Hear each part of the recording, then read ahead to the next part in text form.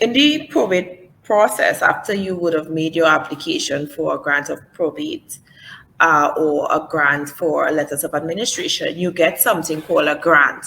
Now, that grant does not give you ownership of any property, any assets therein.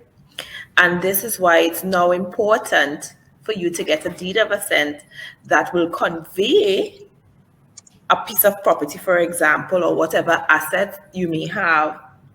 It will now, well, mainly property, it will now convey that property onto you if you are named beneficiary in a will, or onto those who are entitled thereto under the Succession Act. So Yes. it's just an authority for you to vest the estate or vest what is in it, the house, the land, the car, whatever. It is just an authority for you to deal with that piece of property. So it doesn't give you ownership of it at all. However, in our demographic or in Trinidad and Tobago, persons say once I have it and I could go and change a water bill on it, they somehow forget to do the deed of assent. I have so many interesting questions. Questions like, what happens if something happens to you, but you have the grant, but you didn't get the assent? How does that really? I mean, that's one question. Another question would mean, can you still will or gift or do anything that could retroactively be done if you have the grant but not the deed of assent? But before we go into that, the follow-up question is, what so we understand that you have the permission from the grant, but the deed of assent does what, and what are the features, what are some of the advantages over other types of deeds for acquiring in the conveyancing space? Well, a deed of assent is a deed, but it is a deed specifically for probate. So it is a deed that you must do, it's called an assent, when there is a grant, right? It's not a deed of conveyance because no money passes. It's just from an authoritative figure to those who are beneficially entitled to. So there is no money that passes, like as it's in a conveyance, or if it's a gift, it's for the love and affection of the person giving the property. In this situation where there is a deed of assent, it is just the person who has the authority under the grant conveying it to the persons beneficially entitled to it, whether it be person in a will or person, as I said, under the laws of succession.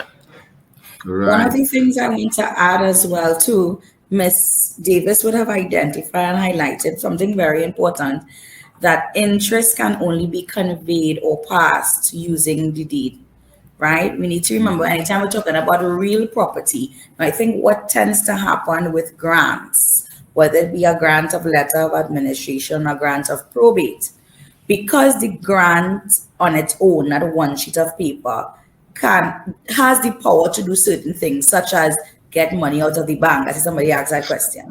So that piece of paper allows you to take money out of the bank. It allows you to do certain other things. People start to believe, well, it has unlimited power and it could also be a deed.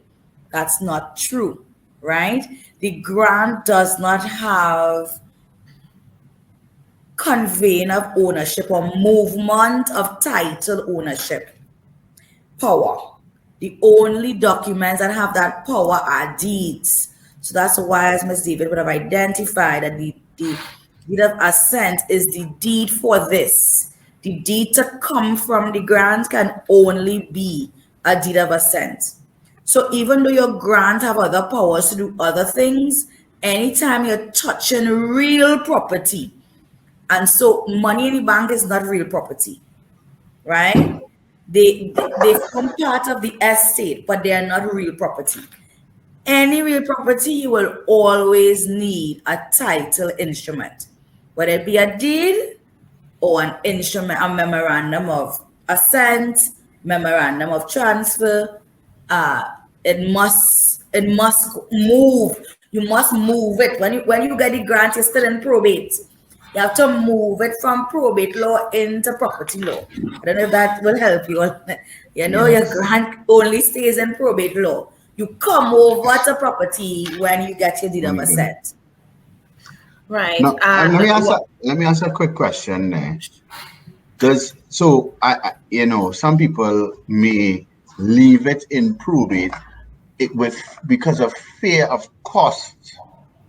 I ain't had nothing, but I get this thing, and them thinking that the lawyer and them just come at it. For deeds. What correct? What is in place for a mentality of same? now, what I want to add, because it flows from what Mr. Daniel was saying, having a grant does not equate to having an entitlement to what is in the estate. So, in answering the question, Ms. Henry, even if you have a grant and you are not entitled to the contents of that estate, you can't just go in the bank and take money, because you can make yourself liable to suit. So I think Miss Wheeler also would have sent a question here, who verifies that the deed of assent is according to the will. Well, the person who has the power under the assent, especially for letters of administration, they would have to do a bond, and they bind themselves to the registrar that they are going to administer the estate of the deceased in accordance with the law. And with that, if they do not do that, they make themselves liable to suit, and the deed of assent can be easily set aside in those circumstances. Same way with a grant of probate. If it is found out that the person, you didn't administer or execute the estate in the way that is in accordance with the will, easily set aside by any beneficiary. And not only set aside, you would be made to stand the cost for any application that is made for doing so. So you could find yourself in a lot of problems if it is that's what you do with a grant. Even money is in the bank. Some executors feel, well, I'm the executor, I am managing the assets of the deceased. You are accountable to the beneficiary. You have to give an account to the money that is in the estate. Yeah. So taking it. So we understand that the cost is there, and we are exempt from certain things, and there's great. That's great. We didn't mention that. Sorry, we forgot to. Yes. Another thing is most important here, and Gary had mentioned exemption. Deeds of assent are exempted from stamp duties, right? That's a very important feature of deed of assent. So you are not exempted from will duty, and you're what not is will exempt duty? Just mention quickly what will duty is. Right? So it's like estate tax. That's the best thing I could compare it to.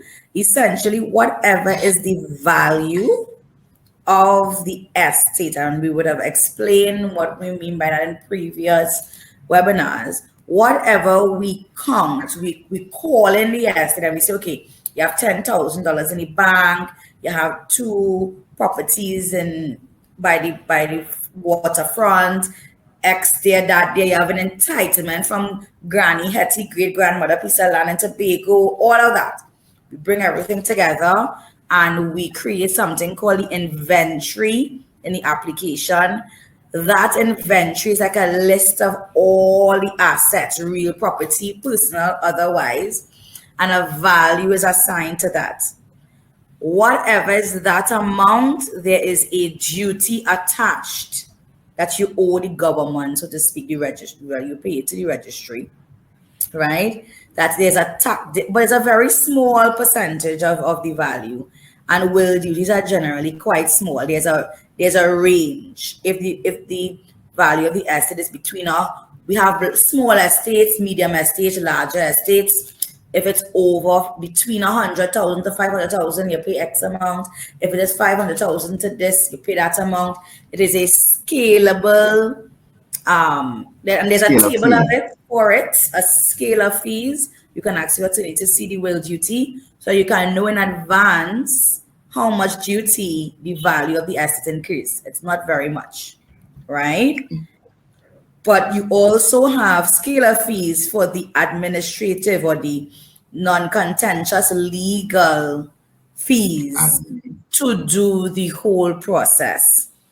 However, you will not pay any stamp duty fees on the deed itself. All deed of assent are exempted from stamp duty. Right. And that's a very important point. So, you know, you do your will duty, which is a very small percentage, but you don't have to pay that big hefty stamp duty. Yes, right. So those are some of the features, and those are some of the things that costs in that regard. But let's go back to some of the questions. What happens in a case where you do not do what are you giving up by not doing or not pushing through to the deed of assent? Mr. Gus, go ahead. Right. So you complicate things. If it is that you do have a grant and you don't do a deed of assent, then no property is passed. Therefore, you can't claim ownership of that piece of property. You can't, I mean, it wouldn't go to the beneficiaries under the will if you want to, because an executive, or as I said in the beginning, a person who has a grant, it doesn't necessarily mean that they are entitled to stuff in it. So it doesn't, the property itself does not pass to the person who is entitled to. Another thing that happens is if it is that the person who gets the grant dies, then you have to go back to probate to make another application for the grant to be in another person's name. So you pay more money and to do over the process again, right? So it really complicates matters. So my advice, yes, Mr. 𝗪𝗵𝘁. So it really becomes problematic. So that is why the advice to the public is always to follow through on it. Don't leave it at the grant stage. Follow through and do the deed of assent.